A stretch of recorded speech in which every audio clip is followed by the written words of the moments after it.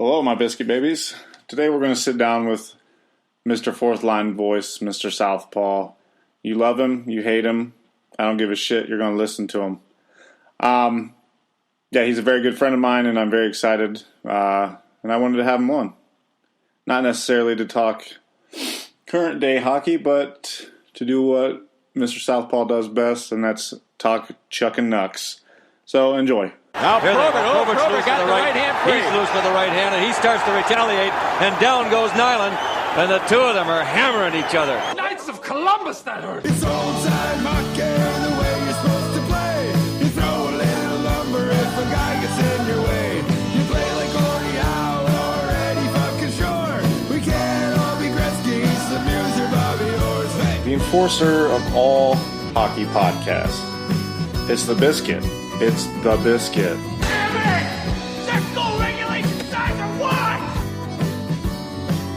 The enforcer of all hockey podcasts. God help the fucking day if fighting's ever banned. As our country will stop working on some Batman's fucking cans. Hi, everybody. It's the Biscuit Podcast. Hey, wanna go? Yeah, okay. Good luck to you too, buddy.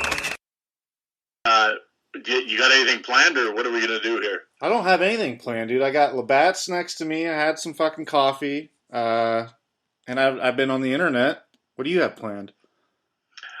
Fuck all. No, I just, like I said, I put in my fucking NFL bets, and I'm sitting here, unfortunately, with no Labatt, just a rock star, and I'm ready to go. Dude, I had fucking 2 energy drinks last night, like a 16-year-old boy. And, dude, I was up to like almost 2 in the morning fucking watching hockey fights.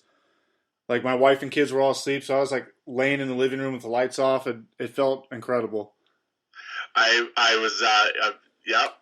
was doing the exact same thing, actually. Sitting here in the dark watching old junior fights last night at about 2:30 in the morning. I was getting real into Bootland last night. Robin Big Snake. Yeah. Who else was I watching? There's some beauties I got into last night. Some of those defensemen you had up for the Eddie Shore Invitational, which we'll get into here shortly. I think that's been probably, I mean, not my favorite of your tournaments, but I have learned, I think, the most about some guys from that tournament. But we'll get into that. And Big Ran was supposed to join us today, but he got scared last minute and went to a fishing tournament this morning. A fishing tournament. Yeah. Yeah. Dude, you can't make this shit up. Well, there you go. That's what I said. He goes, well, I really want to come on with, 4thLineVoice. And I said, well, it's been scheduled at, 10 o'clock all fucking week, bud. How do you join a last-minute fishing only in Michigan? Yeah, well, there you go. Yeah. Wow, that, like what we said last week, the internet was down, and oh, fuck. So I said the fucking neighbor changed the Wi-Fi password on you. Sad but true, dude. Hey, gotta do what you gotta do. Well, how have you been? Have you watched any NHL hockey? I have to ask you. I know you don't, but I have to ask you. We're recording now? Yeah. Oh, okay. No, I haven't watched any, actually. I mean, I've seen clips, and I'm like highlights and stuff, but no, I haven't watched any games. Have you seen clips of any of the fights so far this year? Yeah, I watched, son of a bitch, no, who was it? Reeves and McLeod, and that was a good one. That was a good one. Actually, there was a really good one in the American League last night. McElrath and Gazdic was actually really good. Dude, Gazdic can toss them with the best of them, man. Yeah, those are 2 tough dudes. Yeah, for sure. It's a shame they're not in the up in the NHL, but Gazdic had some time last season, didn't he? Make it up to the show. Yeah, I don't know. Well, I don't know.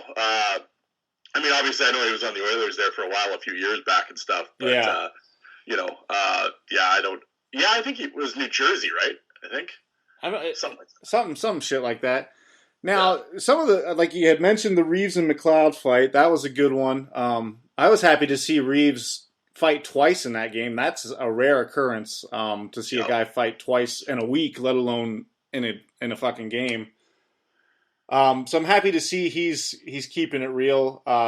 I did. I really enjoyed that young, and I was calling him the pseudo tough guy before the season started for Chicago. Young boy named John Hayden. Have you seen him? Oh yeah, yeah. I forgot about mentioning that one. Oh, the fight that stirred the internet. Oh my god, dude! It's like no one had ever seen a fight before. Yeah.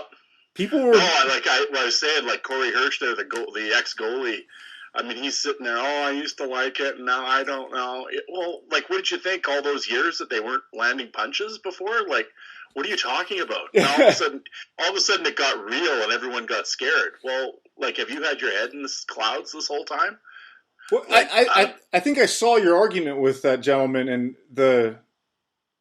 obviously it always goes into concussions, and then you had mentioned, I thought, a good point that what's scary now is there are guys fighting that don't know how to do it, and that's what's going to end up getting guys fucking hurt. Well, yeah, I mean, you have these. I mean, it'll change over time as like in the next few years, because then the league will be like full of guys that they never had the fighting in junior and stuff. Right. Right now, there's still guys that were around when you could fight in junior. I mean, you can still fight in junior, but you know what I'm saying. Yeah. Where they were like. What were we saying? Actually, it was the last time I was on here we were talking about this. Battle tested. Guys were battle tested coming out of junior. Well, they're not anymore. So you're going to have an incident where, okay, well, who was it the other night? Tom Wilson. Oh my God. Well, who did he tune up? And then God, he fucking murked that dude. What's his name? I think it's Blake Coleman. That dude had no business fucking messing with Tom Wilson. Holy shit. Yeah, and I mean, I'll give the. Oh, pardon me. Gotta lay off the fucking cigarettes. I don't even think you guys are allowed to have cigarettes up there with how PC the fucking country is. There you go. I mean, I have the, the fitness condition of a 50-year-old chain smoker, but I don't smoke. But no, and I mean the kid that Wilson fought. I mean, I'll give the kid all marks for the balls because I mean Wilson hit a guy and he came in and right. Hey, you jumped in. That's great. But I mean, that was just more to my point as far as I mean here's and then Tom Wilson, who's obviously experienced at it. Yes. I mean, it went to show, and I mean, the kid was okay after, but I mean, it could have been real bad. That was my point. It looked super bad. It looked, I mean, a lot of the times you can't see which ones are landing, but he looked like a guy that had never fought and was going against Tom Wilson, who that's what he does, as much as you can do it now. I don't know, and it's just, and I think with that happening, it's you're going to get and I mean, and I don't want to jinx it or but eventually, the law of averages, something's going to happen again. Yeah, and I mean, somebody is going to get their head bounced off the ice, and a lot of the fights that I have seen so far this season, and there's been a decent amount, but it's because it's early on, and a lot of these kids are trying to keep a roster spot, because that still does happen. I mean, yep.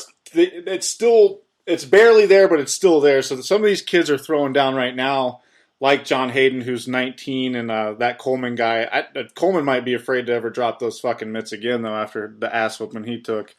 But a lot of these guys, this is, how they're going to make this team early on. And, the fights will calm down and then pick up again right before the playoffs start, just so guys can make that roster as well.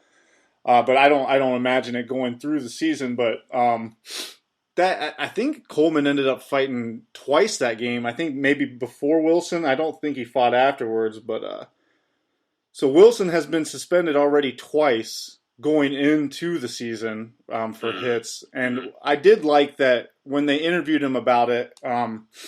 He didn't take this normal stance that a hockey player or even football players will take now, where they immediately apologize for everything they've ever done, like, for cussing when they were in 6th grade. Like, he said, listen, this is the way I've always played this game.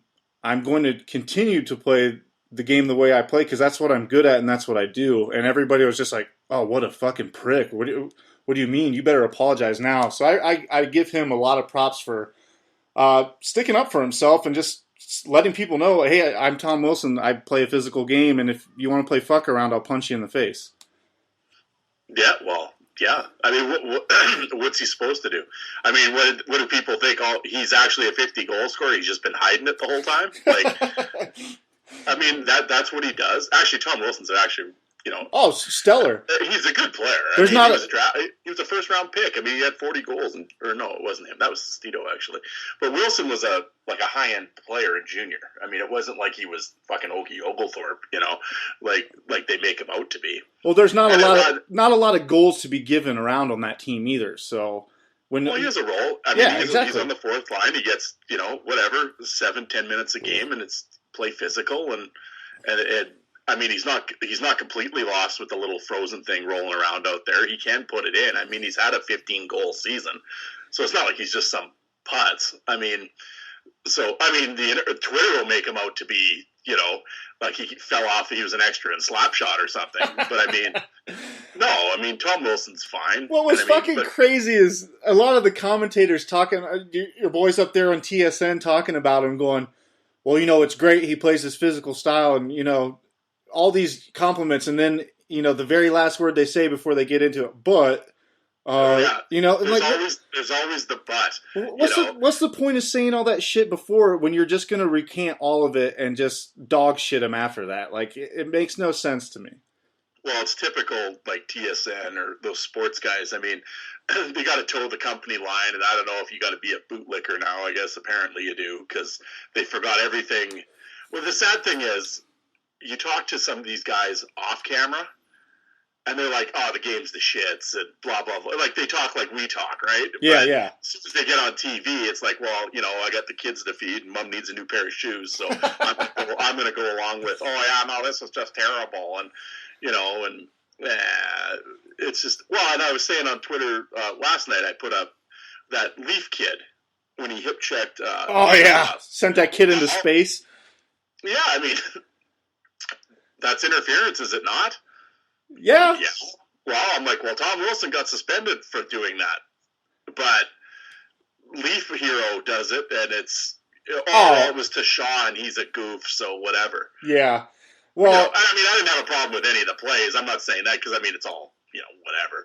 But if you're going to be outraged and cry, I noticed when it's the fourth line guy, they're ready to, pitchforks and torches, and we're going to run them out of town. Yeah, there's a different standard for sure. I've always said that, and it's always been like that. I mean, suspension's based on name, not action. Now, I figured it would change a little bit with Georgie getting in there, but, he's probably held to a certain amount of shit, too. Like, hey, that guy plays for the Leafs, you better fucking, if it happens again, maybe we'll slap him with a 2-game or some shit like that. Well, and then they're going on and on about headshots. Well, Crosby hit Holtby in the head. Yeah. Yeah. Savard took a fucking high stick under the visor the other night against, who the fuck was it when we played Friday night? And he was fucking pissed as all shit, dude. Screaming, yelling, and he was not happy about it. But sometimes that's how it goes. But there's got to be, if they're going to make a line, you have to stick to it. Well, you can't have two sets of rule books. Mm-hmm. They're always going to, but in a perfect world. And this is like I'll jump off here, but going around Twitter right now is Ken Dryden's whole concussion thing that he's talking about, and how we could fix concussions and just get rid of headshots. And you got to be really severe on these guys and really clamp down on the suspensions. Okay, well that's fine to stand up there and say it. Everybody can. Shit. For sure. And I agree with what he's saying. But the problem becomes, what happens when it's Jonathan Toews that throws the headshot? Well, the way they want the game to go is speed. And you know what's going to happen when all these guys are skating fucking 35 kilometers or whatever the fuck you guys call it up there? There's going to be more head injuries. That's crazy fast, and there's no repercussions. They're just flying around fucking willy-nilly, and that's the way they want it to be. Like, let's get a bunch of penalties out there, a bunch of power plays, and let's let these guys fly until someone gets their fucking head crushed into the fucking glass. Well, and they're in their rush to make everything, we got to faster to improve the game and everything else, and the more they've tried to make it the safer they've tried to make it, the more dangerous it's become. Right. And I mean, you go back in the 80s, 90s and stuff. Well, there was center ice. As soon as they took out center ice and obstruction, that's when all this happened. Because now the puck gets shot in. These guys are coming 1,000 miles an hour. Your defense partner can't hold them up anymore, so he's got a full length run at you. And I'm not talking like obviously the star players. I mean, they don't. Those guys don't really play physical, but I mean, right. You get your Tom Wilsons or your Shaws or guys like that have to play physical to stay in the league. Well, here you go, right? And yeah. I mean, I don't blame them. Those are the conditions that they're. Hey, if I could take a run at a guy and no one can hold me up, well, of course I'm going to put him through the end wall. I mean, I'm not blaming them, but this is the conditions that the league has created, and even the fans, they go on and on. Oh, it's got to get faster. It's got to get. Well, how much? Goddamn faster do you want it? Dude, I don't know. It can't get too much fucking faster though, dude. Or I can't. My brain won't be able to fucking watch it. I'm too caveman to see. If it gets any faster, it's not going to be. It's going to be fucking speed skating. Well, I mean, yeah, and I mean, they're trying to turn it into pond hockey, and it's like. There's no point in there because now, you can't slash or do anything with your stick, and it's a penalty. My gosh! Well, how are you supposed to play? Like, you may as well just put 5 forwards out there. Like, you can't play D anymore. You can't hold the guy up. You can't put it. The point of the slash, it wasn't the slash or the hook or anything. It was to slow the guy down a little bit to get some body position on him. Yeah, that was the whole point of it. Well, now you can't do that, and of course everybody, that was great, and it's great now. Oh, is it? Well. I don't know. And you watch. Yes, I watch. I watch every day. The next thing that they're going to do, I guarantee everybody listening, mark it down in your book. They will make penalties a full 2 minutes, no matter if you score or not. I guarantee it, dude. I always, for the last 3 or 4 years, I've been telling the old lady, I was like, you watch, and they're going to be able to score 3-4 goals in a fucking power play and just let that clock run. Yep. And the way they're calling penalties, you're going to have a game basically with teams shorthanded for about 40 minutes of a 60-minute game. And the problem is now, and then the other one is, the team on the penalty kill, well, they can ice the, they can't ice the puck anymore. No. Or it's get called for icing. Okay, yep. So it gets called for icing, and they're not allowed to change. Okay, well, so now that you've called 30 penalties on this team, and you got penalty killers out there that their tongues are dragging on the ice, and they can't line change because they ice the puck. But the power play guys, well, they're full of energy and piss and vinegar. When that puck goes into the corner, you want to talk about a safety issue? Right, dude. That's a great point. You're going to have dudes dead tired out there on a minute and a half shift, getting crushed by somebody that just got on the ice. No, but it's great because it increases scoring. Yeah. So in your pursuit to increase scoring, you're going to get somebody killed. Yeah, dude, that's a great point, man. That's fucky. And the other thing which was just how sports progress, but you hear Brent Hall talk about it on Ice Guardians when he says, "Dude, if you put on an elbow pad now, you can literally slam that thing into a fucking concrete wall, and it's not going to matter." He's like, "We used to not throw elbows because it hurt like a motherfucker if you hit somebody with your elbow." It did, yeah. No, I could have shoulder pads. Well, Marty McSorley, he just wore the cups. Yeah. Shoulder pads. He didn't even have anything else. I mean, it was just flimsy. Yeah, now these guys are all jacked out like RoboCop and, Well, you'll see dudes in beer league not wear shoulder pads and shit like that, but they're not getting. It's not the NHL, And that seems to be an issue. You watch the NFL where these guys are so protected that it doesn't matter. Like, you could be 6'5", 250 pounds, and now they're running 4.5 40s and just fucking crush somebody, and you won't feel a goddamn thing. Yeah, it's amazing. Again, for as safe as everything equipment-wise has become, it's now become more dangerous. So right, and that's something that needs to be looked at. Like, yeah, I see what they were trying to do, but it didn't work. So maybe let's dial it down a little bit and come back to maybe a happy medium. But like you said, it seems to be turning into pond hockey. There probably won't be, just get rid of goalies too. Why not? Just put the little fucking pond hockey goal out there. Yeah, or maybe get one of those little the rubber things that they hang from the net with just the outline of the goalie with some holes in it. Yes, now we're talking. And you could fucking sell ads on them too. Shit, we could be commissioner here. Forget Bettman. What are we doing? Yeah. If we were running the league, bud, it'd be fucking shut down in 17 days? I bet. It turned it into the Quebec League. It'd be the LNAH. Yeah. Oh man, yeah, have fucking players living in the arena, just a fucking full blown party. Yeah.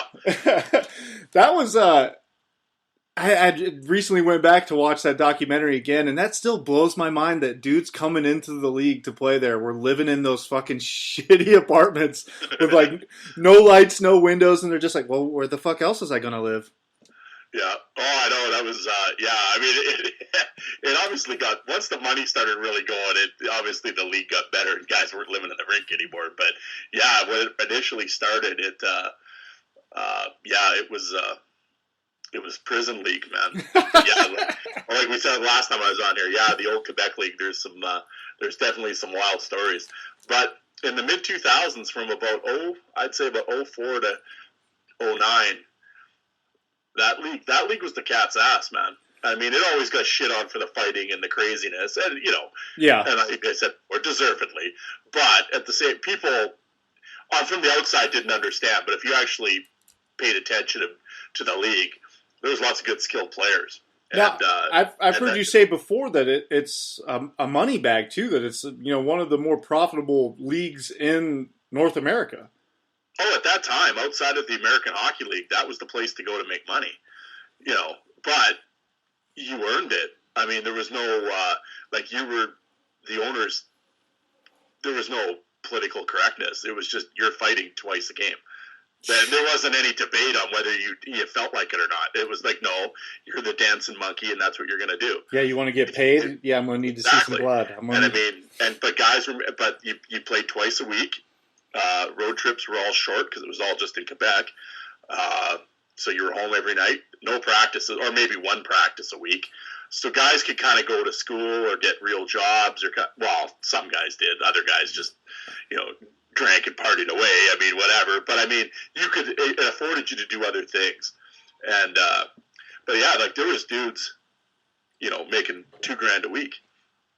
Now, you don't hear a lot of the dudes from that league talk ill of it. I mean, a lot of them will go, "Fuck, I couldn't play there. I wasn't physical enough to be in that league."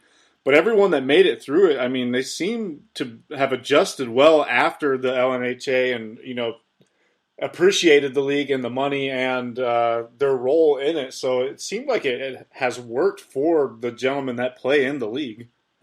Well, I mean, it's just, at that point, it's just like the acceptance factor, right? I mean, It's like, okay. I mean, I don't want to, I'm going to use the analogy, but I'm not trying to say that but basically, these guys were whores, right? they took the money and knew what they had to do. And, but that was the thing. I mean, you're getting about, $1,000 to $2,000 a week.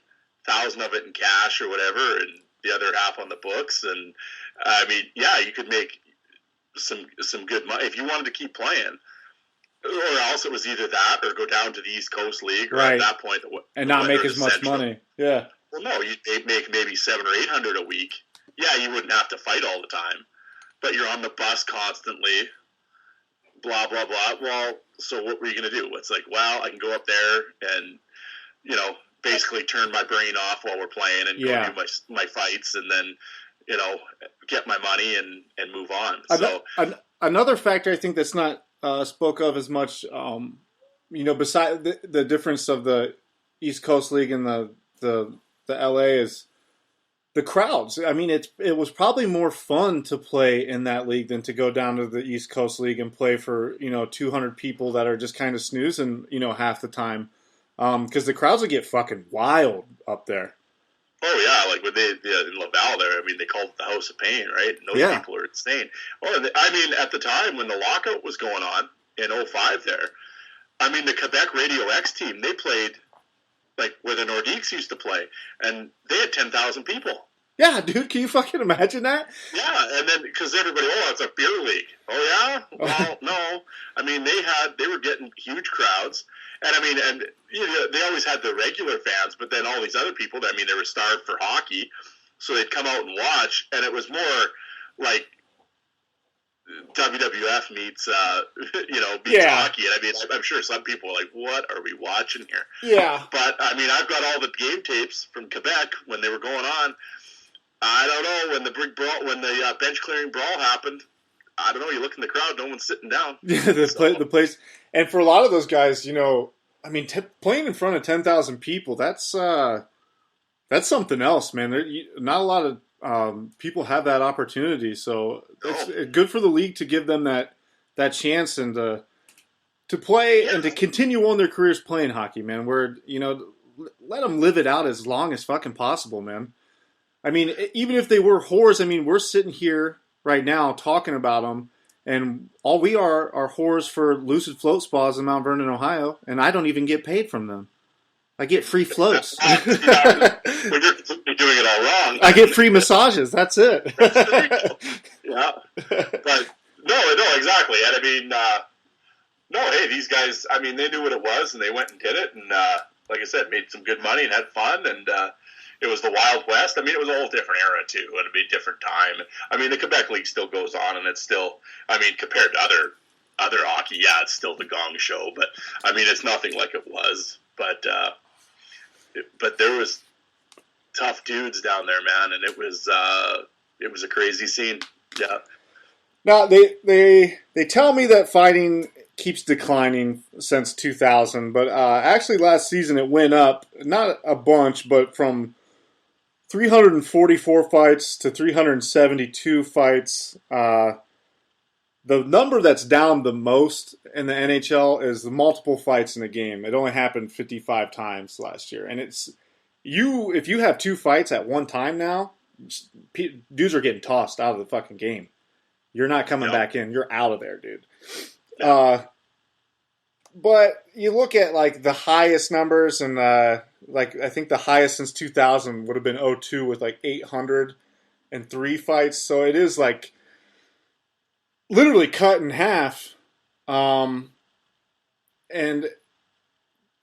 I was surprised to see that it went up last year, I guess is my point here, that it went up, 30 fights, but do you see it going in that direction, or do you see it kind of just mellowing out here at this 350 fights kind of range, and that's what it's going to be until it's gone?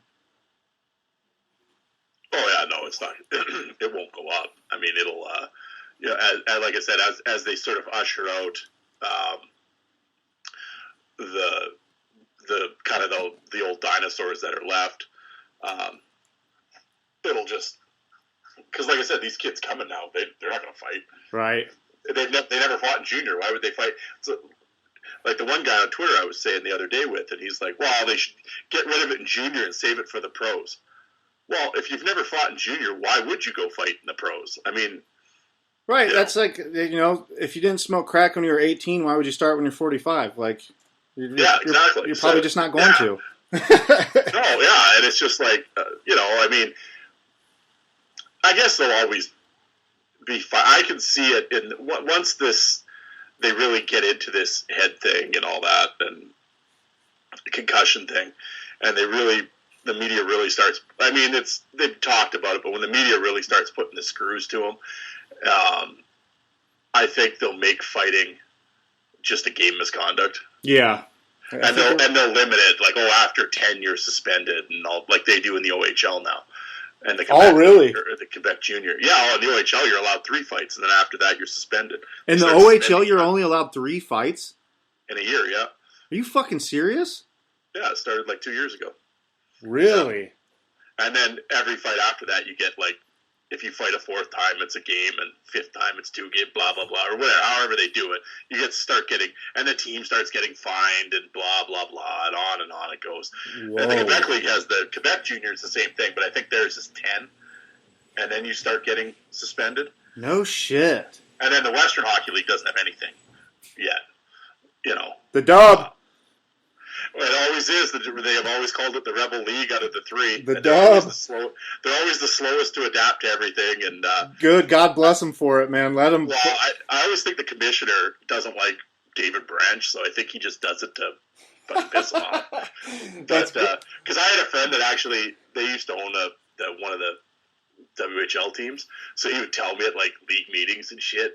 Oh yeah, Branch would just get all pissed off and stuff with the WHL guys because they'd be like, "What are we gonna do with this fight rule? Nothing. Okay, next." You know, and then Branch would all be choked and shit. And that's rich, dude.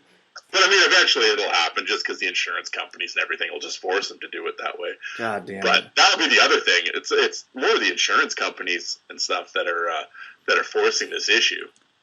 Yeah, that's fucking. Well, we'll always have the videos of the old days, my man.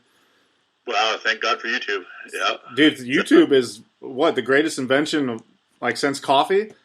I'd say so. I mean, yeah. What man? Can you ever get lost down the rabbit hole on that stuff some nights? You know, holy shit, dude! Like we said last night, you hop on your YouTube page and you start with one guy. Say I type in Brent Currie and. Next thing I know, it's fucking 2.5 hours later, and I got on Robin's Big Snake somehow, and I'm fucking watching him work dudes. It just happens like naturally, and there's, for a lot of the guys, they don't have a lot of fights on there, but it can make you a fan of other guys that they have, either played with and fought with, that they were similar with, and how they have the related videos up to. It really is. You can get fucking mega lost, and it's a blast every single time. Oh, yeah. Well, I mean, that's the thing. I mean, it's one thing if the guy played in the NHL. I mean, you can pretty much see most of his stuff. Yeah.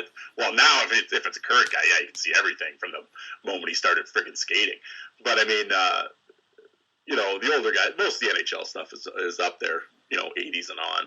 But, yeah, unfortunately, and that's just the way it is with the minor league stuff and the junior stuff. A lot of that footage is gone. It's never, Did they not film a lot, or did they just not? Well, everything got filmed, but the thing was, because it had to get filmed for the league, right? In case anything happened, you had to submit the tape. Okay. So I mean, every team had to tape, but then if nothing happened, well, just tape over the tape. Tape over. Back in the day, VHS tapes were really expensive. Right. So it was like, I mean, anybody like 25 and under, we've just completely lost with what I'm talking about.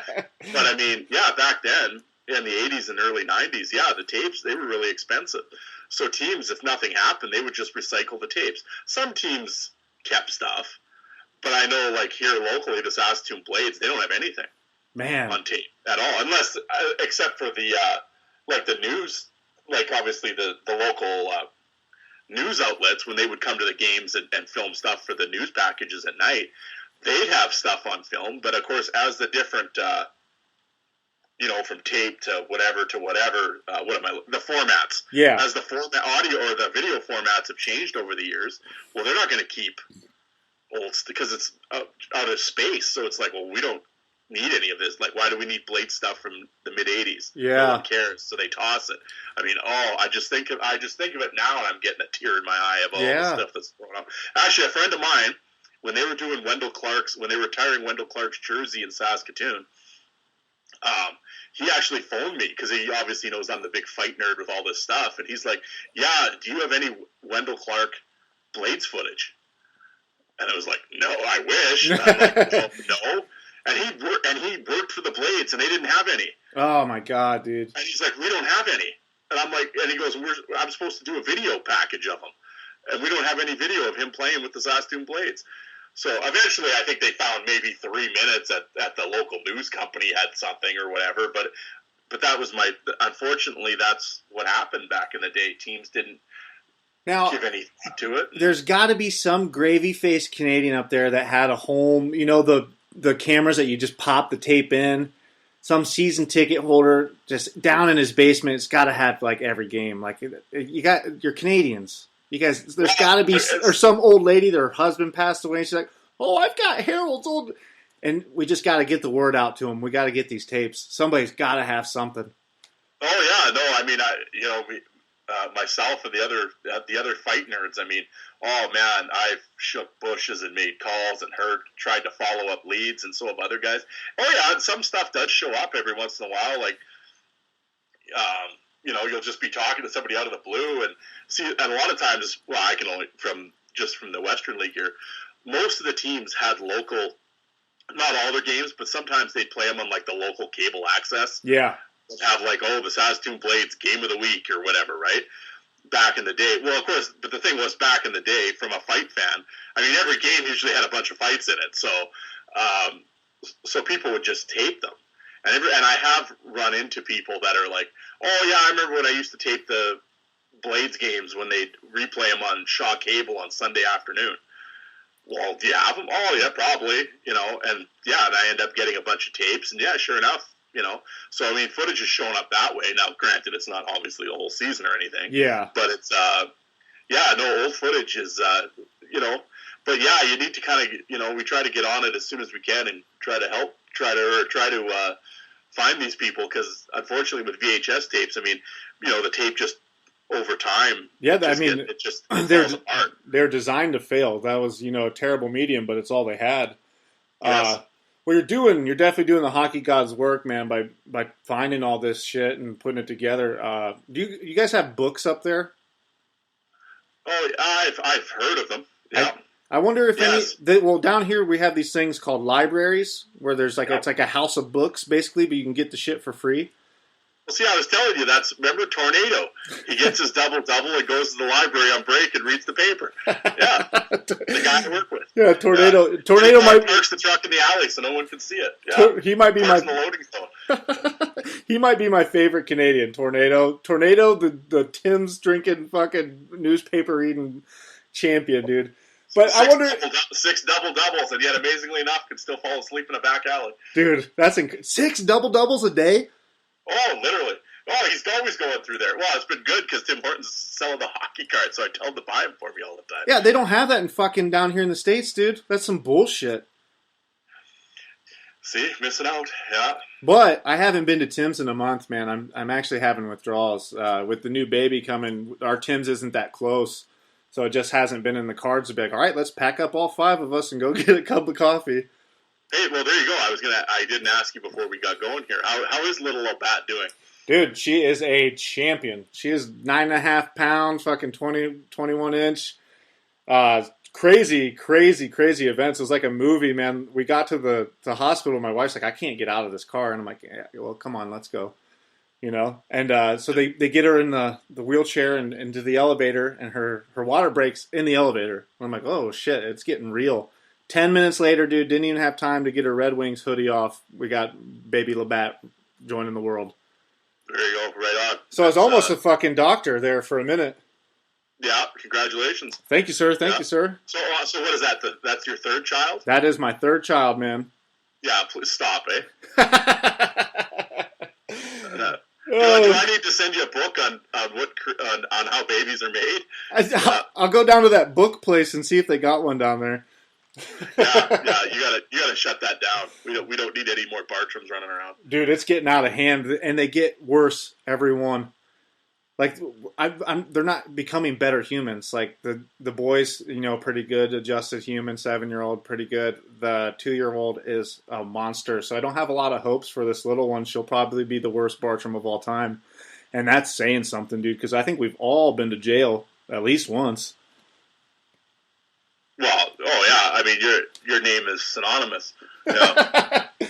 And then, holy shit! Believe that when I mailed you that stuff, I got questions.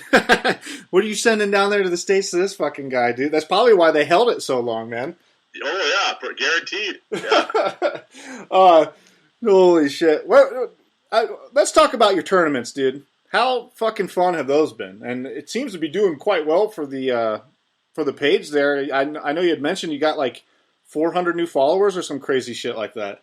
Yeah, no, it's been ridiculous, especially the first one. I mean, that was and it was funny because I had talked to a follower named Taylor about it. Whatever. I know what had happened. It was during one of my drunk hockey carding. I was going to say it originated. You were drunk hockey carding one night, right? I was, yeah, and him and I were just yapping on direct message there, and he said something about a tournament. I can't remember how it started, but I was like, oh yeah, well on Twitter you can vote. I said I should make like a March Madness tournament and just do fighters. oh, dude, you got to do that. And I'm like, oh, yeah, no, I should. And I just kind of playing it off like whatever. Well, next thing I know, the next day he sends me, I thought about it last night and I stayed up late and here's the list of guys. Well, all right, well, this guy's serious about this shit, okay? So I kind of put it on the back burner and I'd forgotten about it.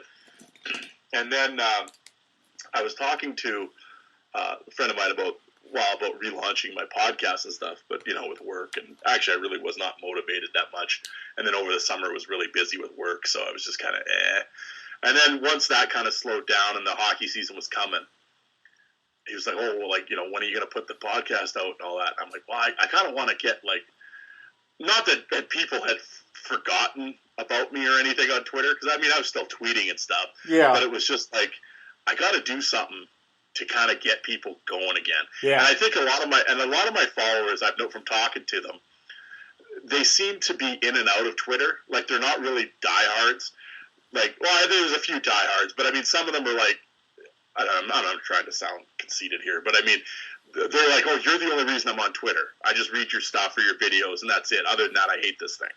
And I've been told that multiple times. Oh, it's definitely one of the best Twitter accounts out there, dude, and you stay up on it, so that's what makes it fun. It's not like, I can get on there, once or twice a day. I do it way more than that, and you've got something up, at least. There's a conversation to be had, and it sure beats the dog shit out of, somebody running off at the mouth about, the president at the time, or, who's racist and who's not, and, all that shit that I've just been clearing out my timeline, fucking just getting rid of people, because I'm not getting on there to read dog shit anymore. If it's not about something like, hockey related, or I'm just not gonna fucking read it. I'm not doing it anymore.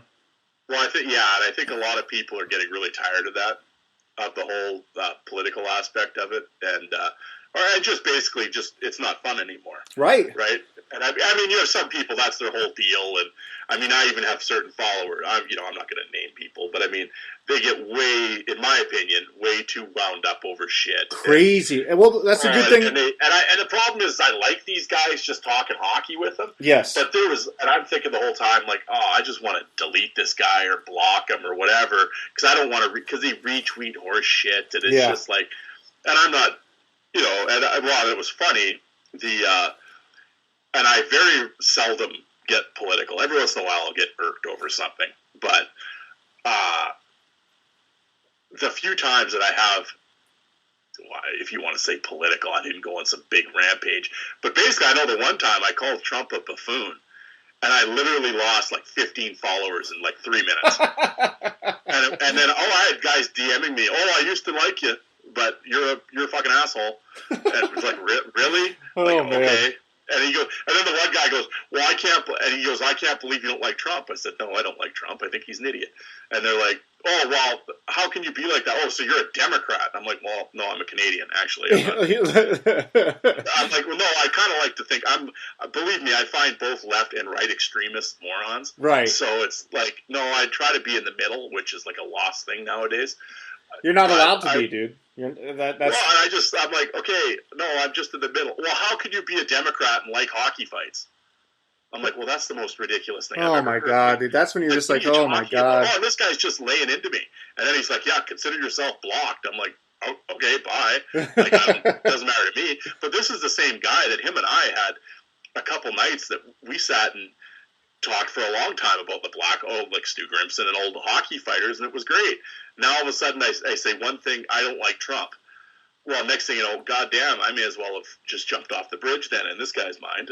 When I get irked with the shit, what I'll do is just make a completely blatant and fucking truly offensive, sarcastic statement, just to kind of weed out what's going on my timeline. So, with all the White House talk about the Penguins and all that, I just said, hey, we had a good time at the White House today. And a lot of people thought I was telling. Actually, yeah, well, yeah. And it's like, to me, it's just. It's got to stop. But the good thing about Twitter is there is a place for that, and if you want to go search that out, it's very easy to do. And if you don't want to, you can do that as well. And that's what I've decided to do, is just get rid of it, because there's enough bad shit going on where if I want to spend some of my free time on Twitter and talk, hockey or hockey fights, then that's what I'm going to do. And that's, or if I want to have a podcast and talk to my friends about it, that's what I'm going to do. And I can separate it. I can still go vote, when it happens for whoever I want to. And, I'm just going to start writing Scott Parker's name down for president every year. Well, I think you might be onto something. That's what I'm saying. No, I mean, in the whole kneeling thing and all that thing. I mean, I had a few debates with guys about that and, whatever. But it's just like, no, people just get so wound up about things. It's, what we're talking about. No, well, my point was that, and the thing that kind of, that does bug me when this does happen. Now and again, like I said, when I'll say something political, I always get that, hey, just stick to hockey. Well, okay, first of all, buddy, I'm not your dancing monkey here, just here to entertain you. Right. Like, this is my account. I'll say whatever the fuck I want on it. And I'll talk about whatever I want on it. Yep. I'm not here to entertain you. Like, I'm very happy that you follow me and find the stuff good and blah, blah, blah. Yes, but don't start to, I don't work for you, so don't tell me what I can and can't put up. When that kind of gets put on me, I get annoyed with that. And I always tell everybody, you guys are lucky I don't let Big Rand run the Twitter account. We'd be kicked off in a fucking week. He's completely lost his mind. Well, and I'm like, yeah, and for the most part, some people would view my hockey views as being way outside the box and crazy. Oh, yeah, truly offensive. But I mean, I'm not. I would think I'm far from the militant nut job on Twitter. Not really. I mean, I'm pretty calm and for the most part, and I don't. And actually, even when I'm arguing, debate, whatever you want to call it, with someone on Twitter, I can tell you from my side, I am not mad about it. Oh yeah, like I'm yelling and screaming and banging on my keyboard and shaking my, and I go lie in bed at night thinking, oh damn, that was a good comeback. I should have used that one. Dude, our interaction started, I'm pretty sure I don't know what the fuck we had talked about, but one of us had chirped the other one about something, and we just kept going back and forth. And I was like, man, this guy's fucking, he got me. I just lost that fucking argument. And I was like, but I had a smile on my face the whole time doing it, and then we ended up DMing each other, and I was like, oh, well, he's not fucking pissed either. Like, that's how it can be and should be. And look at us now, best friends, an American and a Canadian. Who would have thought? Who would have thought? I don't want to say that I'm using you for your podcast platform. But I'm trying to get it. Although we didn't address. Oh God, here it comes. The champ. The download champ is back, dude. They wanted it. I had to give it to them. I figured we'd get it out. Early season. Talk some center ice. I missed the intro because you did all that while I wasn't here. But did you play like the champ is here? That song. Maybe I'll play it on the outro. There you go. Yeah. I think I'm not saying anything, but I mean, Scott Parker, Scorgy. Dude. They're in my rear view, man. I'm telling you. Some big names, dude. Oh, this is the greatest thing since the county fair. Some big names, and you're up there. I'm not even, you're up there. There's not even really a close second. I'm not even going to lie. Not to make your head any larger than it is, but it's such a big deal. Big Rand didn't even show up. Dude, I think he's fucking afraid to have the Cherry. I think he's afraid about Don Cherry, the debate that's going to happen. And it's inevitable. I already took care of him in the last episode about that. I told him to come sit under the learning tree, and he did. And now I'm pretty sure he has an autographed picture above the mantle of Don Cherry. We're definitely, every time you're on after this, it's definitely having the champ is here. That's brilliant. That's why you're here, for them brilliant kind of ideas. I can't think of that kind of shit. The thing was, unfortunately, the people don't know this, but this interview was supposed to happen like 2 hours ago, and I held everything up because my rider wasn't not being completely taken care of. You asked for shit that I can't get down here. I don't even know what the fuck. You went and pissed on the cereal. Dude, one of my favorite things that I've ever done is I bought all that, what is that fucking cereal, like peanut butter some Captain shit? Crunch. And Captain Crunch. I pissed on all of it. Pissed on all of it. I know. what I wanted to do was get international conflict here. I was hoping to get like Twitter live feed to like starving like Canadian children, and then piss on them. Not so they can see my hog or anything, but just so you guys know where I'm at. I'm pissing on your guys' food, is what I'm saying. Yeah, and after all this, I bring your ratings up. Next to nothing. That's how I repay you. DVDs, and what happens? This is how I get treated. Dude, I'm telling you. And thank you again. How incredible are those DVDs? I know. No, my buddy did a good job on them. Yeah, they. Well, and then that was going back to the footage. As I don't know if anybody's listening at this point, but whatever. We'll continue. That junior footage, especially at that time in the '90s, that was really rare to have all the junior footage of him, because there was a fight nerd out in Kelowna that was at every game and would film, and he would get the game tape. So that was the only reason that all happened. Dude. That we were able to have all the Kelowna footage, because mostly every other team there isn't like that. So Parker was like the one unique guy that you could see his fights all the way from junior to when he retired in the NHL. And he had a couple of them. Lots, yeah. Yeah, man. Because he got the. Well, he actually ended up. Scott Parker actually got the Hershey game tapes and sent them to my buddy to make the DVD for him. Hell yeah. Yeah, so that's why well, I mean, again, it's the '90s. It wasn't like it was HD. I mean, that's unfortunately the best quality that you're going to get, because that is right from the Hershey Bears game tape. Dude, he was a world beater there in Hershey, man. Oh, those first two DVDs from Junior and then in Hershey, it's like, ooh, yeah, ooh. He laid some beatings on dudes. Dude, he was a different. It was like a cyborg human out there, man. It was like him. Like he was destined to go up. You know, like just keep going and going and going. That's for sure. But we gotta talk about this fucking Bob Probert Invitational. It starts you drunk, of course. Yep. And it was when I was in the hospital with the wife and the baby here when she was being born, and I would check my Twitter and it would be like 99 plus fucking notifications. I'm like, what the fuck is going on? I knew the tournament would be fun, and I was super, excited to vote and to talk about some of the guys that I like. And the best thing about it is two people can watch a fight, and there's a lot of draws, and I can take something different, or I might be biased towards a fighter, and you can talk shit back and forth, and it definitely stirred up some conversations, man. Oh yeah, it was. No, I couldn't believe it. And at that point, we had 2,600 followers or something, so it was pretty cool. And and then I got this tournament going, and it was just like, again, I think people were so hockey starved. Yes, it was a perfect timing too. Yeah, and people had time, right? Or they weren't. Well, we'll get into this later, but yeah, they weren't watching games, or they were on Twitter, but I think they were scrolling and bored. Yes, because they wanted some hockey in their life.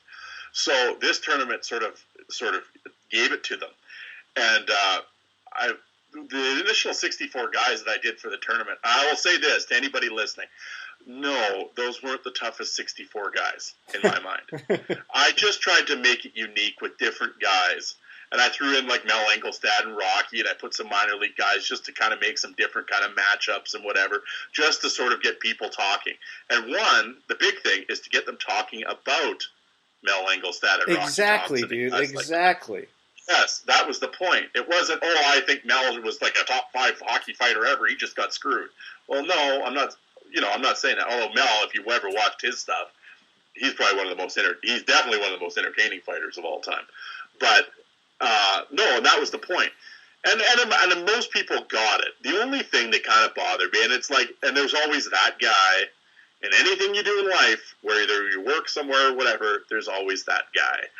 Well, I would get them tweeting at me or whatever. Oh, where's Jeff Odgers, and why isn't Troy Crowder in this? Like, are you retarded?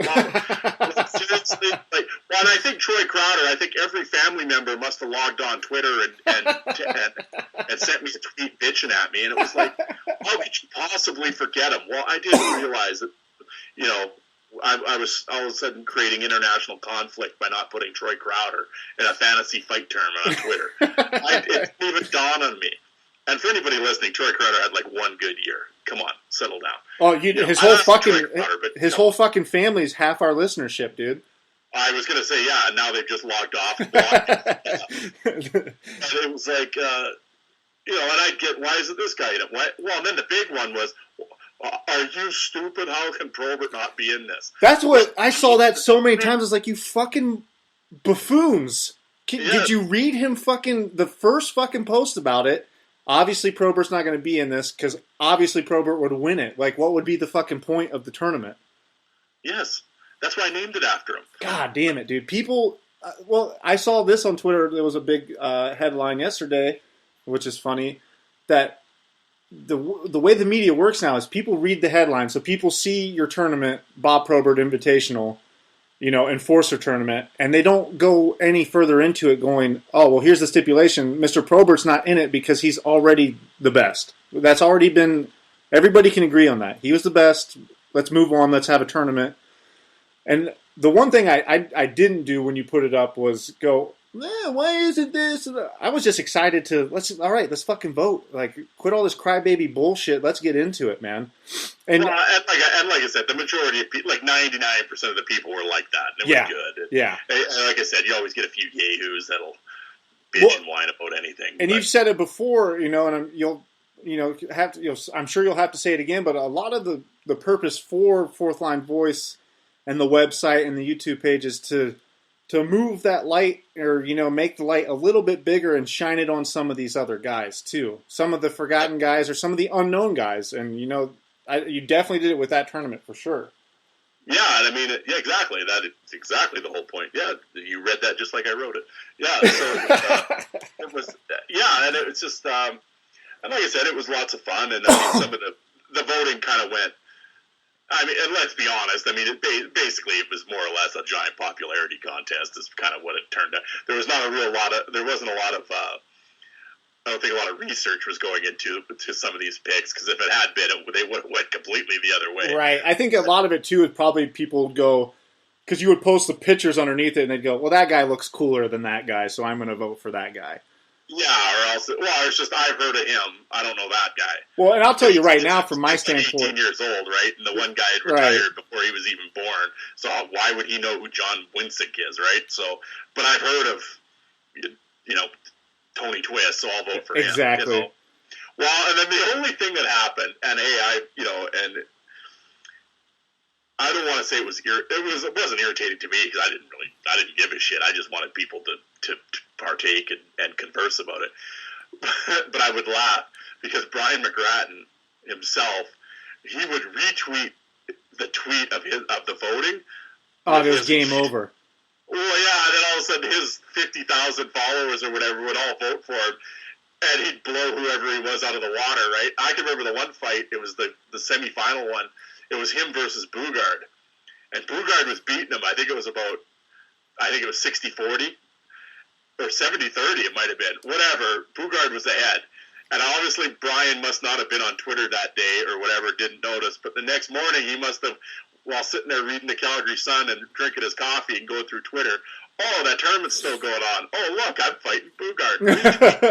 Next thing I know, old Boogie lost about 80-20, I think, by the time it was over.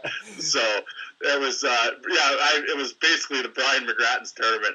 And when he was in the final versus Twist, same thing happened. And I almost was going to, because believe me, I was getting direct messages bitching about it. And I was almost going to send him a direct message and just say, maybe don't retweet this one because I just want to see what happens. We'll see how it plays out. At least the championship. How lame of a tweet is that, though, if I'm going to send that to him? Yeah, dude. I'm like, I don't want to look like a bitch because I didn't care. I was like, whatever. And hey, that's the nature of the beast, man. That's Twitter. Yeah, so I didn't say it.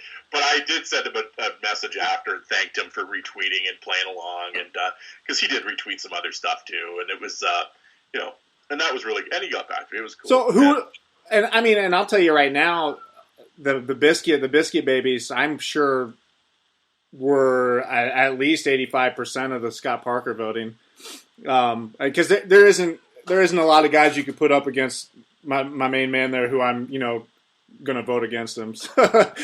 So I was trying to send that out too, but it was cool, and some of those guys, commented on it and talked about it, so it was really cool to see. Who was the final four of the Bob Probert Invitational, if you remember? Here, keep talking. I'm gonna open up. I have the.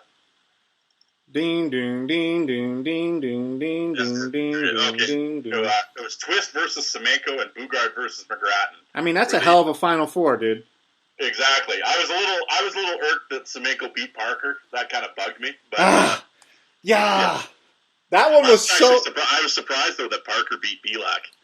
I think a lot of people were. Voters come out, and then that would be the end of that. But no, Semenko and Semenko was great. And I'm not knocking Semenko at all, but actually, I wouldn't even have had him going out of the set.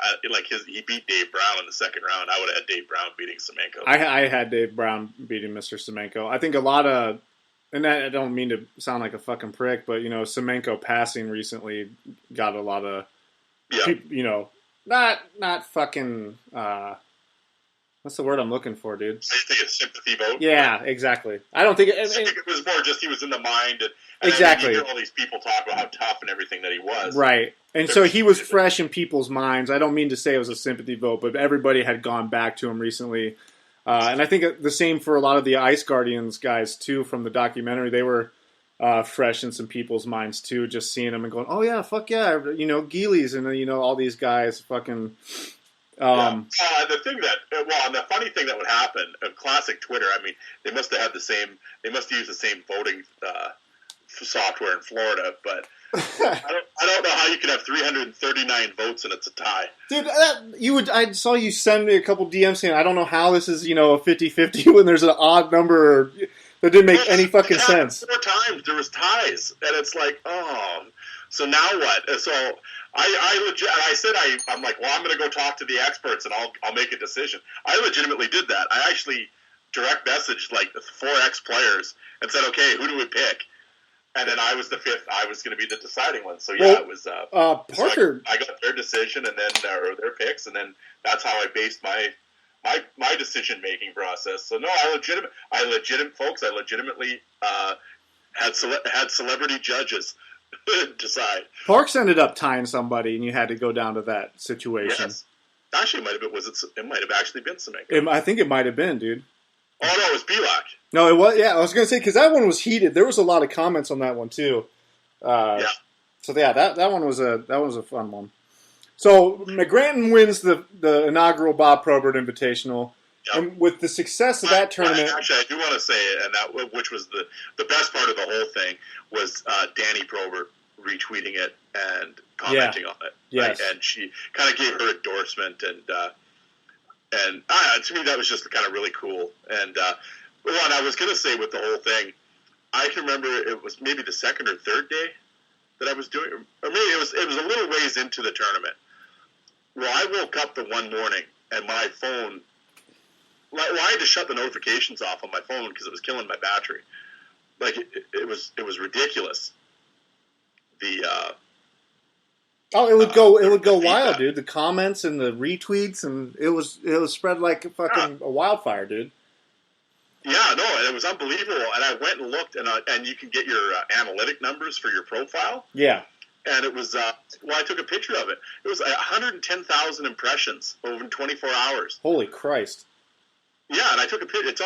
I put it on our thing. Yeah, and that happened like 5 days in a row. It was like ridiculous. Wow. And it's like, yeah, and that's when I got like, it was like if I was just getting followers left and right, and it was like every second notification was new follower, and it was unbelievable. It was Bob Probert Invitational was trending on Twitter. No shit, dude, that's badass. Yeah, and I mean, it was just like holy shit, and it was just like, and I'm thinking.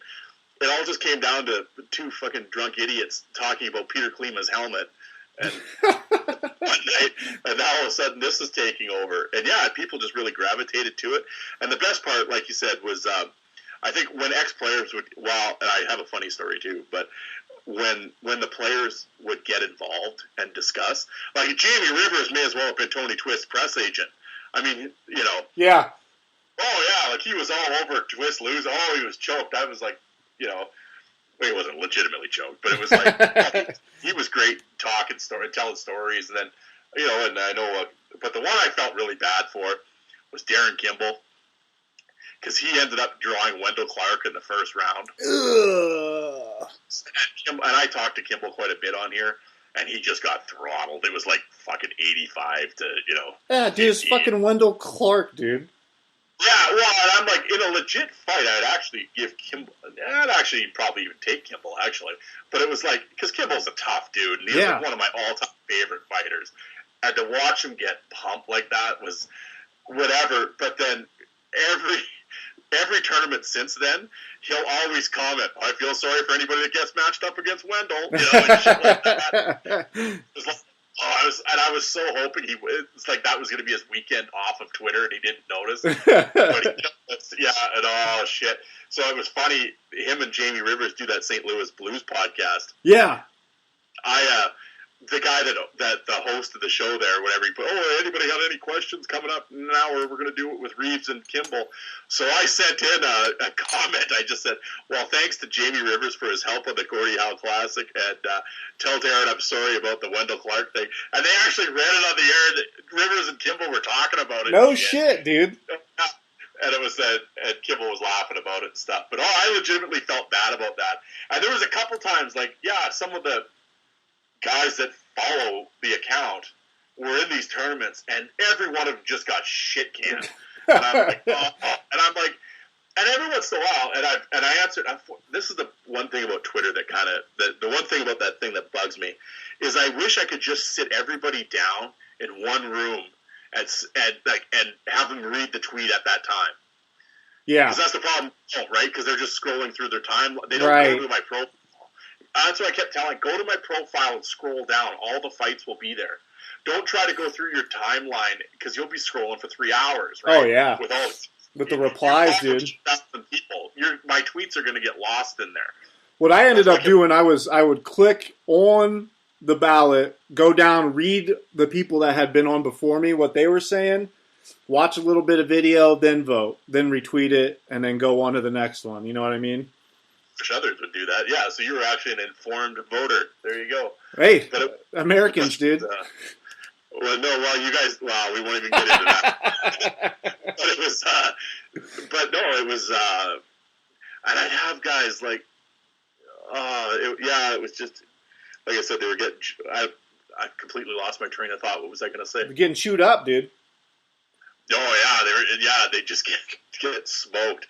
But then I would get other guys like, why would you put this guy? That was a terrible matchup. Oh, you shouldn't have done this. You should have done that. Put names in a hat, you fucks. Yeah, once again. Or else I'd take the picture of the notebook. I'd write out by hand the 64 guys, and they're all numbered because that's the number corresponding to the number generator. He's ranked number 8. Yeah, it was nothing to do with rankings. It had nothing to do with rankings. And I actually laughed because Todd Simpson, I hope he was joking. He's in this tournament right now, the Eddie Shore one. He tweets, well, I'd like to think I'm ranked higher than 38th or something, because he was looking at the picture of the notebook that I took. And I'm like, that's just your number in the number generator of where you're going to get put. It had nothing to do with rankings. I was just writing names out. I think I got the most hatred for voting for the Hammer. One of his first or second round fights, forget who it was against. It might even have been against Link, but man, and I had just said, I was like, I think his intimidation factor is something that can't be, you can't calculate that into your fucking Twitter or whatever. I was like, I really think that anybody would shit their pants when that guy got a hold of him. Whether I'm right or wrong is, impossible, but that was my vote, and I was just explaining it. And holy. His first fight was against Colt Noor. Yeah, that's who it was. It was the Colt Noor fight.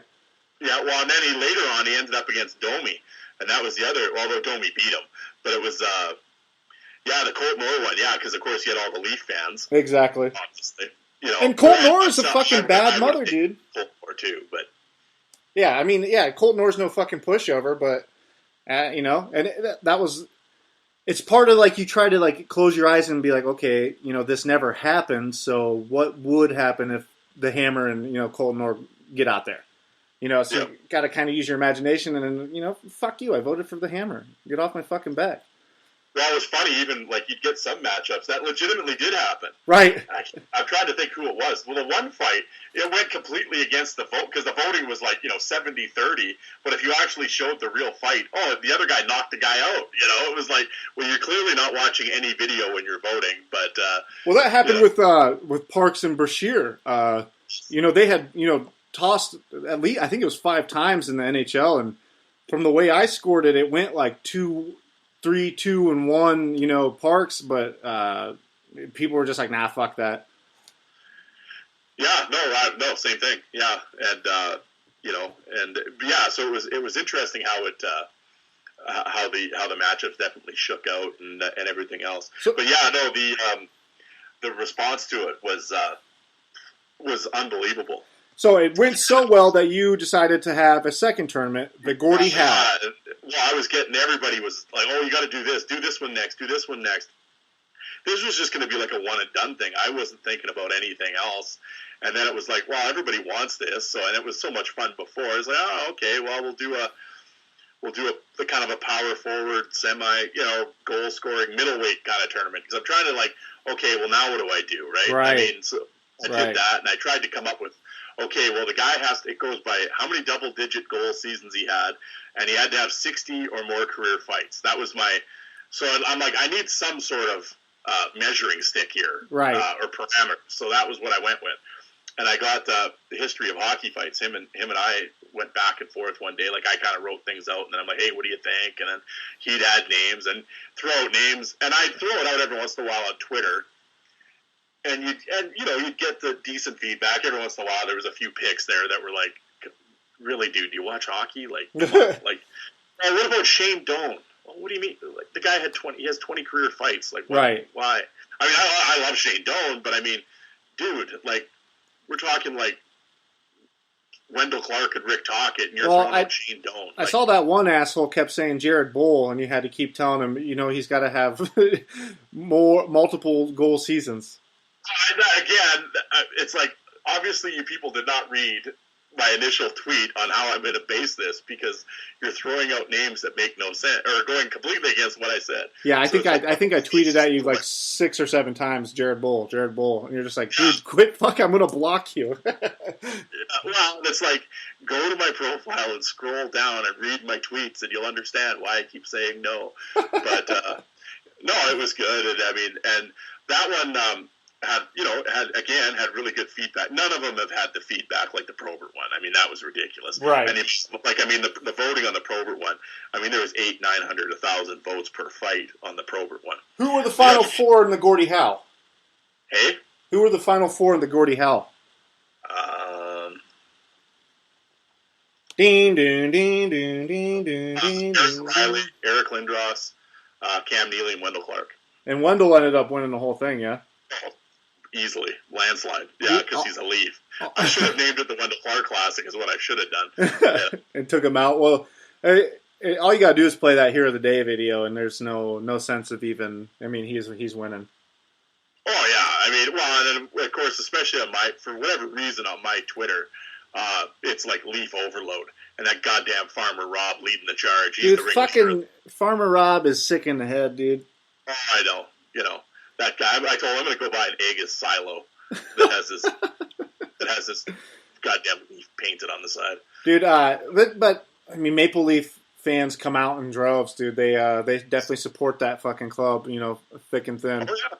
So, yeah, no, and I mean, and like I said, that tournament was fun, and but yeah, like the voting was like, at that point it was like 400, 500, 600, like it was starting to kind of, because the season was almost here, and I could tell like the popularity of the whole thing was sort of, I mean, it had nowhere to go but down, and people weren't talking. Well, I mean, you're always going to get the same like 10 dudes. Yeah. But those nails, I mean, that guy will give you a commentary on every fight. Yes, he will, dude. Posted it. Yeah, all right, he's great. But it was like, but he gets right into it and whatever. And guys like him, I mean, the diehards, they'll always be there.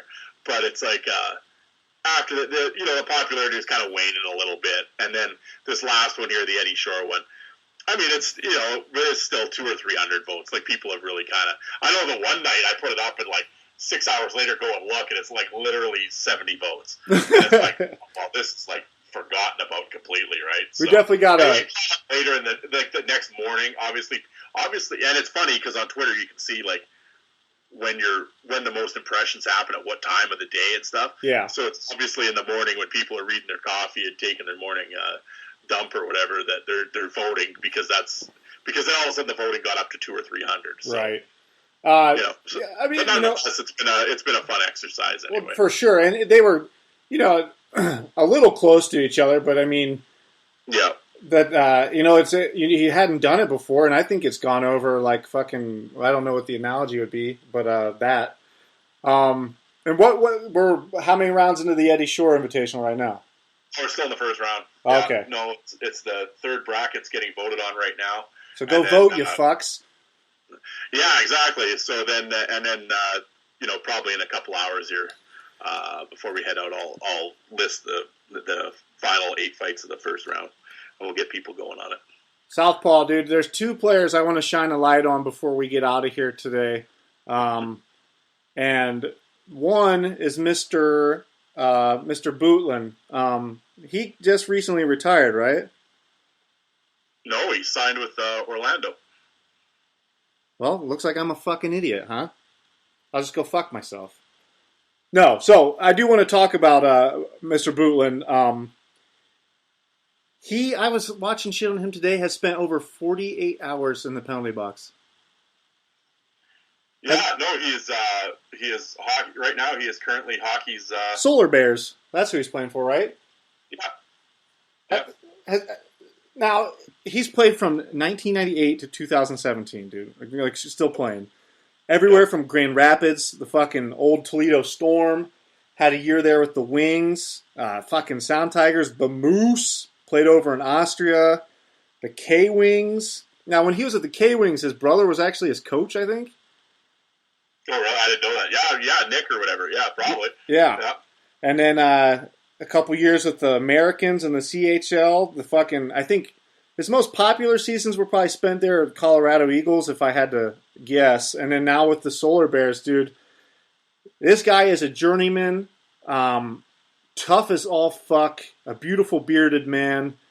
I know you know a lot more about him than I do, but I just wanted to shine a light on him because he is currently the leader in penalties and minutes, if I'm not mistaken.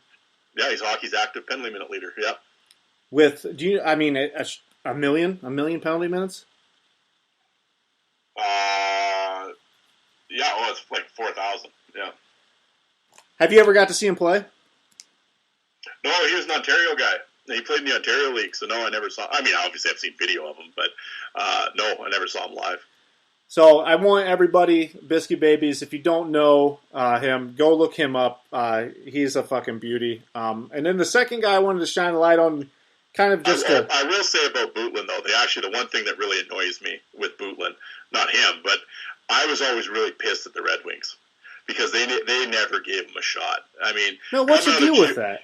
Oh, well, coming out of junior, like the dude had 100 points and 40 goals. 10 fight, 140 minutes, was a physical guy.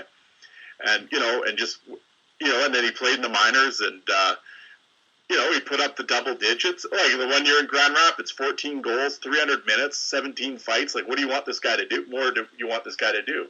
And I think, I don't know how many games they gave him, like 20 or something. And it's just, I don't know. I always just felt that they never really gave him a shot. And I was always really surprised that, I think it was he only played like 11 games or something like that for him, but still still had a handful of fights and looked good.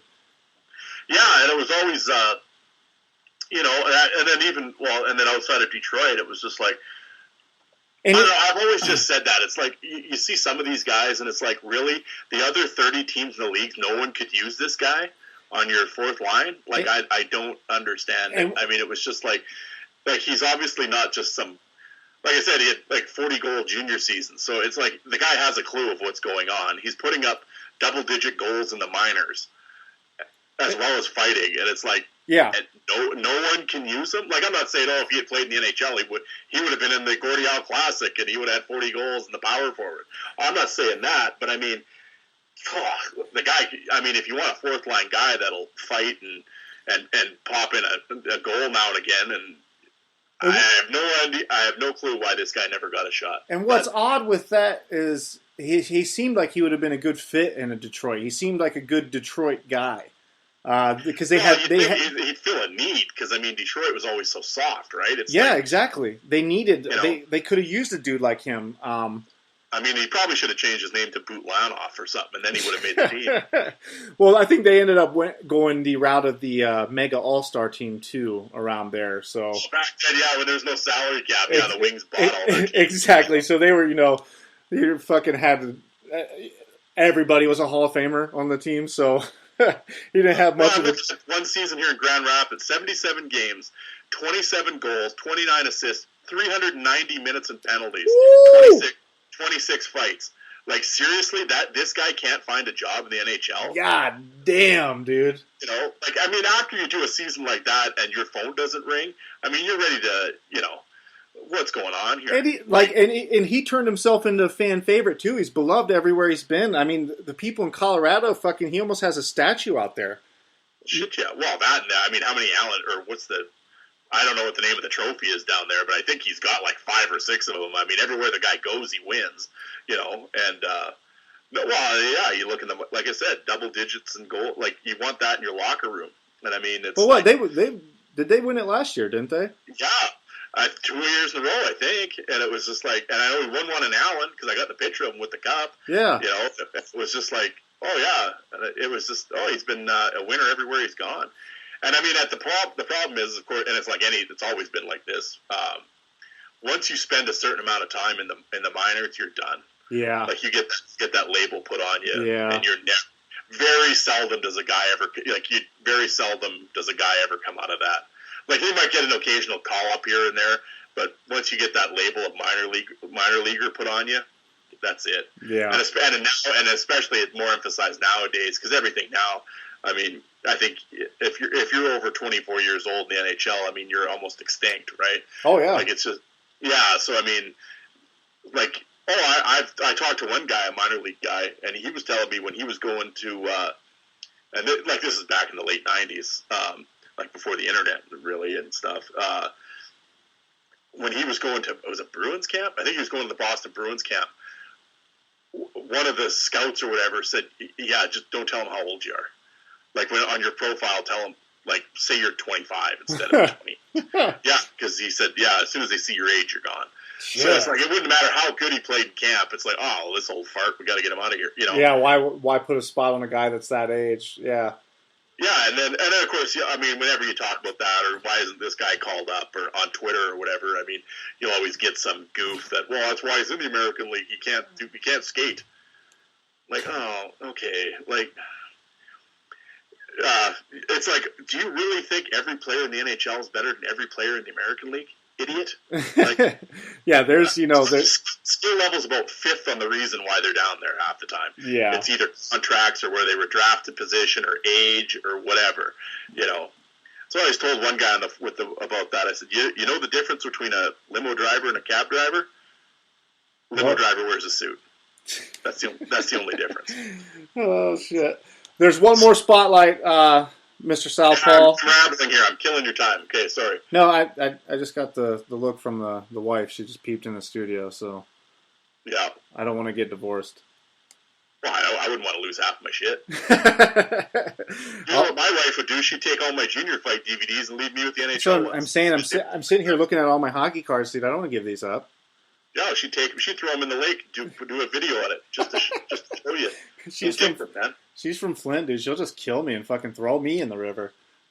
Yeah, you don't want to go in that Flint water, I can tell you that. No. The other spotlight, the Southpaw spotlight that I want to shine on a gentleman, you had mentioned, once you're in the minor, it was hard to get out. This guy spent, like 9 years in the minors. Mr. Brent Currie, a gentleman you introduced me to, who's actually in our Biscuit Fantasy League, and just one hell of a fucking human. How is he doing in your draft anyway? Fucking killing it, dude. He's like 2-0, fucking putting up like the most points every fucking week. He's got he's got fucking Sidney and Austin Matthews and some other fucking. He might win the whole fucking thing.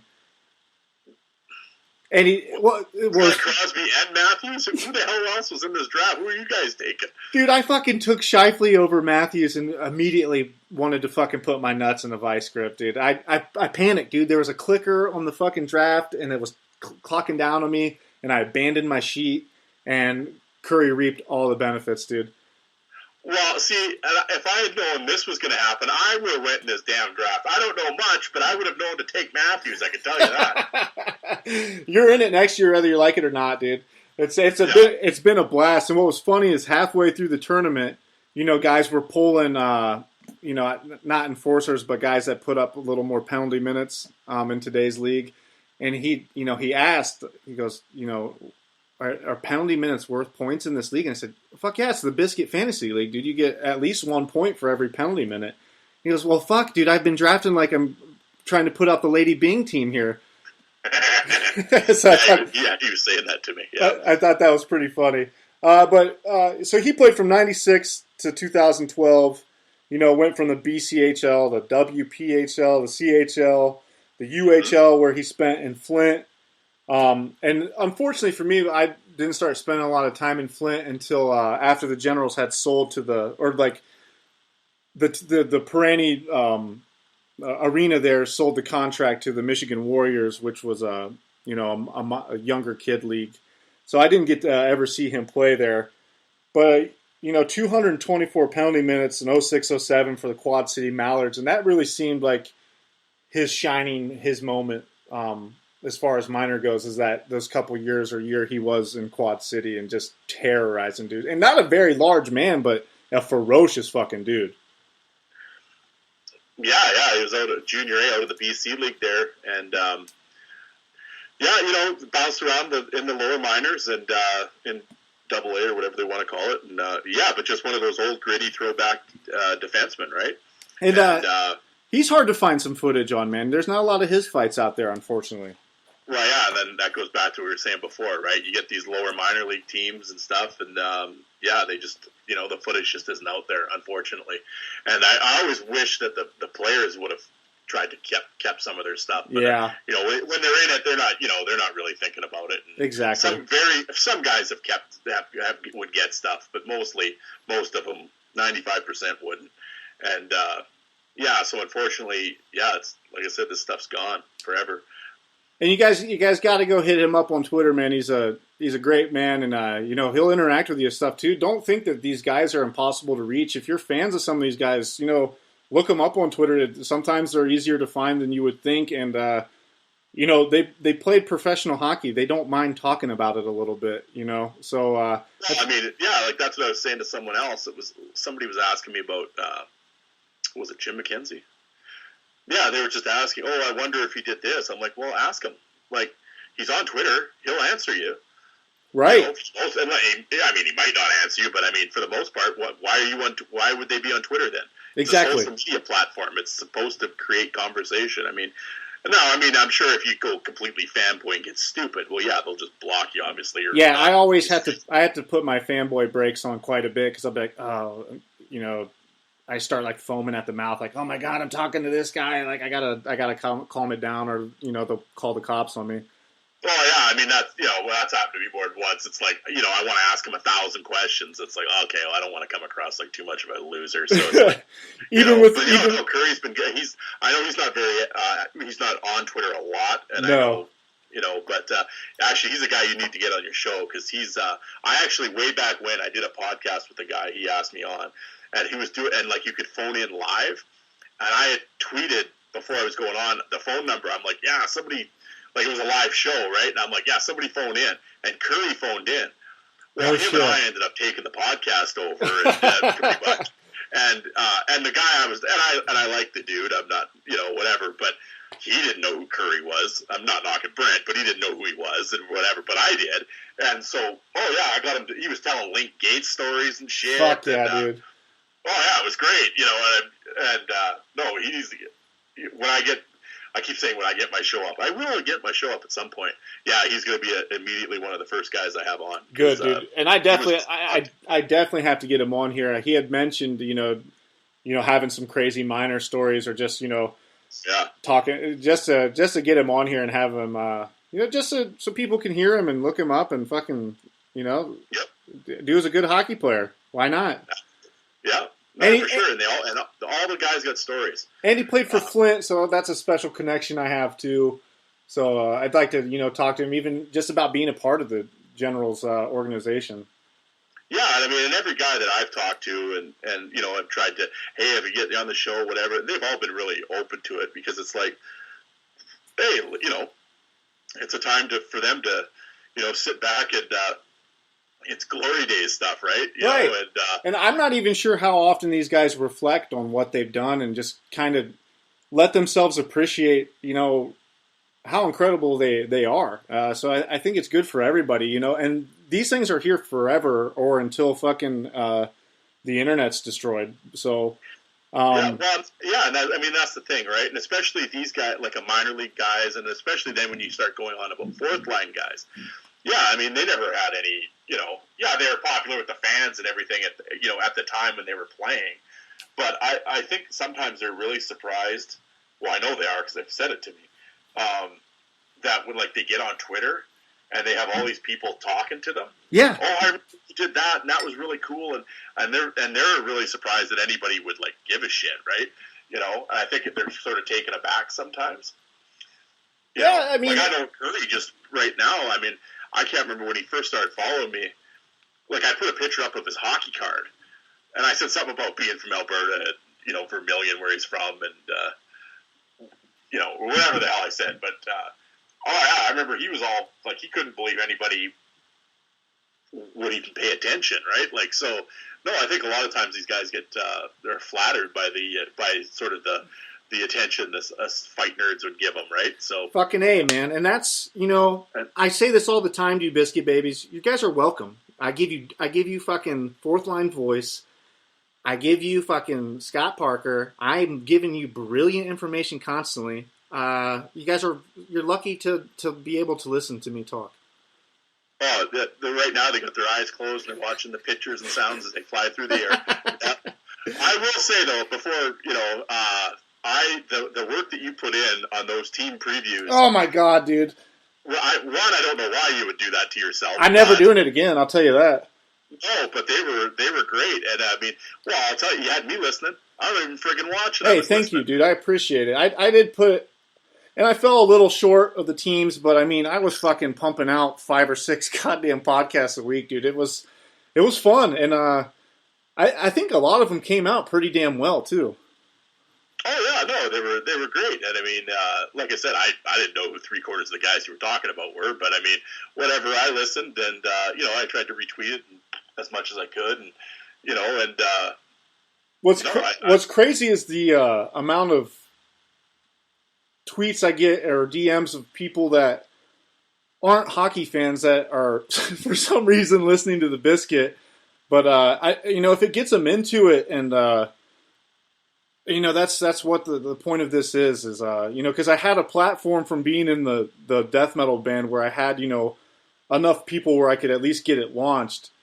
And that was the idea, was to spread this sport that I love and to, kind of keep it, extremely loose so that I'm not this formatted fucking, Well, I was going to say, I think that's sort of the big thing for me. I've listened to, I always say I'm not I don't care about today's hockey, which is, I mean, 95% of the podcasts out there that's all they talk about is current hockey. Right. So I really don't listen to too much, but I always say I'll listen to anything once, because being a government worker, I have lots of time at work to do these sort of things. So and I've gone, I always say, just from a fan point of view when I'm listening, some of these guys, I mean, it's like listening to an accountant. It really is, dude. Some of them. And it's just like, and I'm not, there's a couple of the guys you talk to, but I mean, I'm not going to, I won't bury them on the air or anything, whatever. I mean, some people might listen to me and be like, this guy sounds like a moron.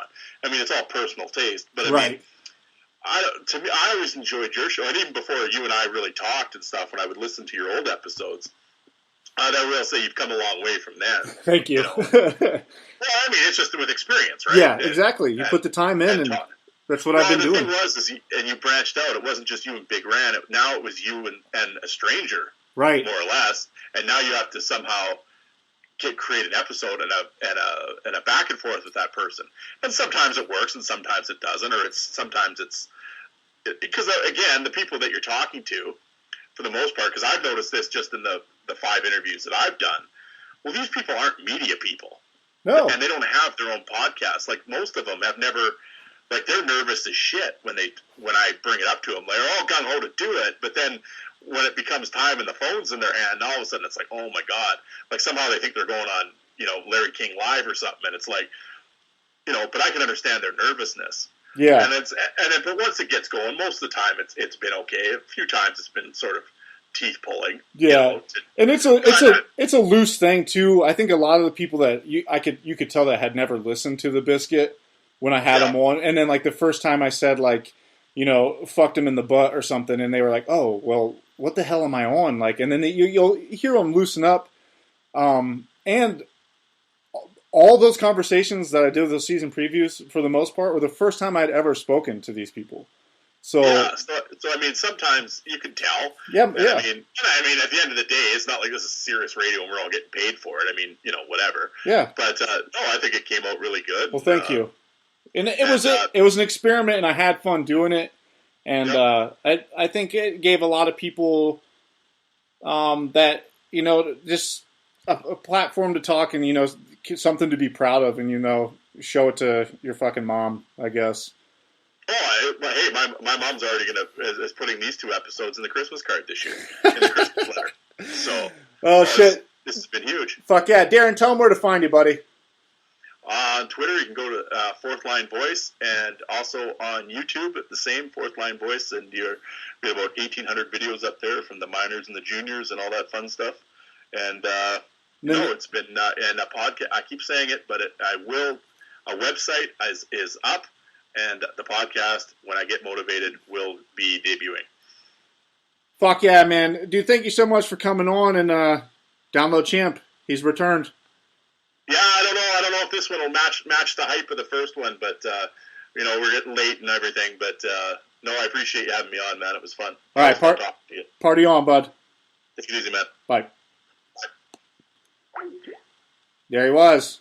Mr. 4th Line Voice, what a beauty. Go follow us, iTunes, Stitcher Radio, Google Play Music. Thank you, Lucid Float Spas in Mount Vernon, Ohio, for sponsoring the show. Fuck you, Randy. I hope you didn't catch any fish. Freedom, hockey, the Biscuit!